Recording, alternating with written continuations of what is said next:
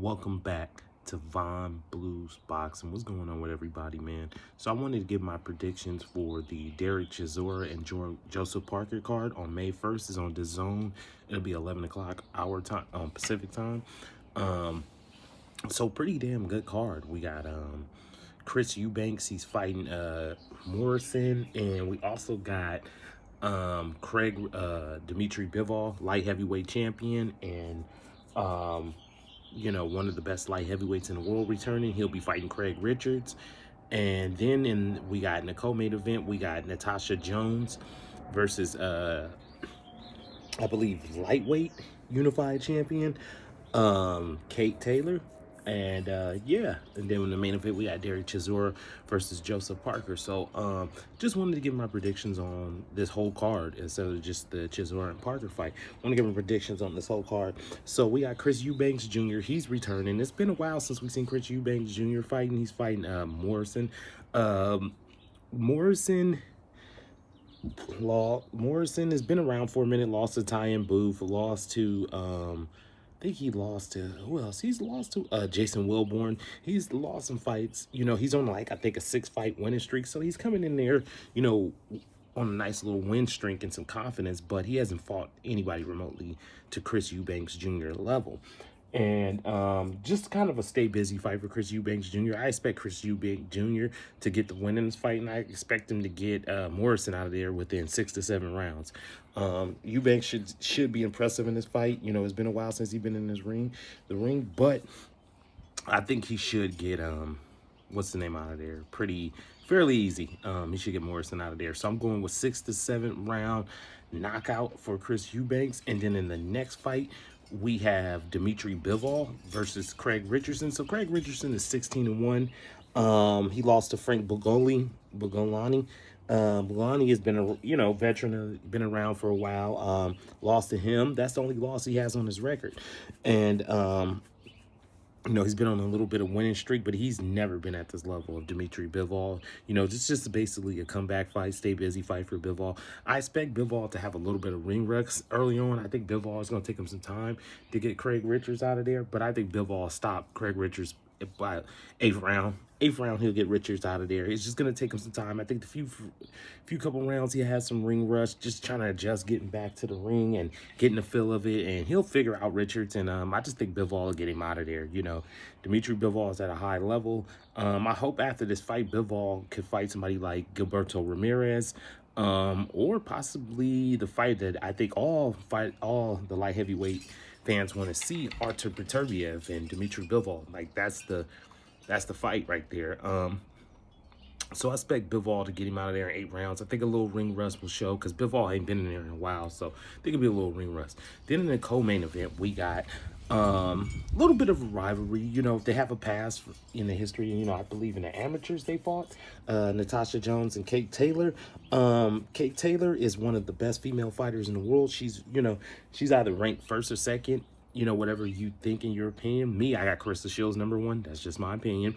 But, a lot of boxing outlets and magazines and stuff, they got Kate Taylor #1. So Kate Taylor is one of the best female fighters in the world. And she's taking on Natasha Jones. And Natasha Jones has got a good, history in the past and things of that nature.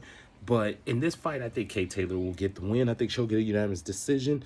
I think Natasha Jones will have her moments, you know what I'm saying? Because Kate Taylor is hittable, and I think Natasha will have some moments, but I just think overall Kate Taylor, her experience, her level of opponents will shine throughout this fight, and I think she'll get the win. Unanimous decision for Kate Taylor, and after that, hopefully we can get her and Amanda Serrano in the ring. I think that's a hell of a fight.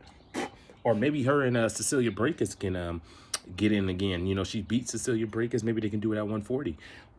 So yeah, I expect Kate Taylor to get a unanimous decision in that fight. And then for the main event, we got Derek Chisora versus Joseph Parker. Now, Chisora is coming off a loss. Pretty, spirit. He lost, but he had a good performance against Alexander Usyk. Gave Alexander Usyk all he could handle. I think he hurt him in that fight. We all know about Derek Chisora. Derek Chisora has fought some of the best heavyweights in the world. His resume speaks for itself. You know, he's always down to fight and always puts on an exciting fight. No matter which way it goes for Chisora, he's coming to fight. He's coming to try to win, regardless of how the fight goes or what people perceive he lacks and things of that nature. You know, Derek Chisora always comes to win. Then we got Joseph Parker. You know, Joseph Parker, former WBO champions, fought some of the best opponents in the game. Fought Anthony Joshua, fought Dillian White. You know, he's fought some pretty good opponents. Fought Andy Ruiz, you know, beat Andy Ruiz in a very controversial fight in New Zealand some years ago and won that WBO title. So Joseph Parker's been around for a long time. You know, he's a very seasoned type of fighter. His last performance was not the best against Junior Fa. Wasn't the best, you know, performance, you know, and in this fight, I believe it's going to be interesting because what Joseph Parker is going to show up. You know what I'm saying? That's the big question. What Joseph Parker is going to show up. And, you know, he has the boxing skills to beat Derek Chisora. And he has the IQ to beat Derek Chisora. But I wonder, does Joseph still have it enough to keep a guy like Derek Chisora off him and, you know, putting pressure on him? I'm going to go with Derek Chisora with the win. I believe Derek Chisora will pull up the upset. And I believe he will stop Joseph Parker. Joseph Parker's never been stopped in his career, but I think this is the time. I think Derek Chisora knows this is his last hoorah right here. You know, he has to get this win if he wants to, you know, still be a player in the heavyweight division. I mean, he will get fights, but if he wants to have those high-level fights of fighting guys like Joseph Parker, Dillian Whites, the AJs, the Wilders, the Furies of the world, he has to get this win, and I think he will pull this win off. I think he will put enough pressure on Joseph Parker that Joseph Parker will not be able to handle in this fight. And I like Joseph Parker, but I kind of feel like there's a little decline. Now, I could be totally wrong. I'm not trying to discredit the man or hate on him, but I think there's a little bit of decline coming in with Joseph Parker. And I think Chisora, right now, this is the time for him. And I think he'll pull it off. And I think he's going to stop Joseph Parker. And I believe he will stop Joseph Parker within anywhere from between the 7th and 9th round. Bold prediction.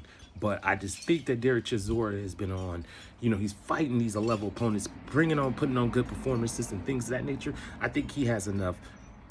I think Derek Chisora has enough, and I think the pressure will get to Joseph Parker, and I think he will stop Joseph Parker anywhere from the 7th to 9th round. Now, Chisora does have a history of gas. You know, sometimes he will gas, but I think he will have just enough to pull the stoppage out.